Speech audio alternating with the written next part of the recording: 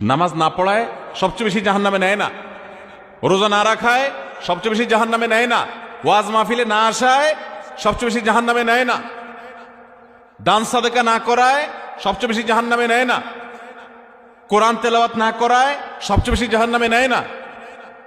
তাহলে কিসের সবচেয়ে বেশি জাহান্নামে নেয় মানুষকে? সুইলা রাসূলুল্লাহ সাল্লাল্লাহু আলাইহি সাল্লাম আন আকসারি মা ইউদখিলুন নাস আন-নার, মানুষকে সবচেয়ে বেশি জাহান্নামে নেয় কোন জিনিসে জিজ্ঞাসা করা হয়েছে।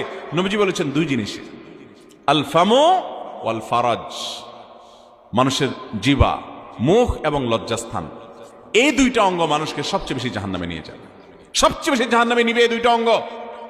নামাজ পড়ে, দাঁড়িয়েও আছে, কিন্তু ফেসবুকে তলে তলে জেনা করে, চ্যাট করে, এটা তো জেনা। মানে সে কারোর প্রতি আসক্ত, হারাম রিলেশন হয়ে গেছে, এটা মহামারীর আকার ধারণ করে। সবচেয়ে বেশি মানুষ জাহান্নামে যাবে এই পাপের কারণে, অপরাধের কারণে।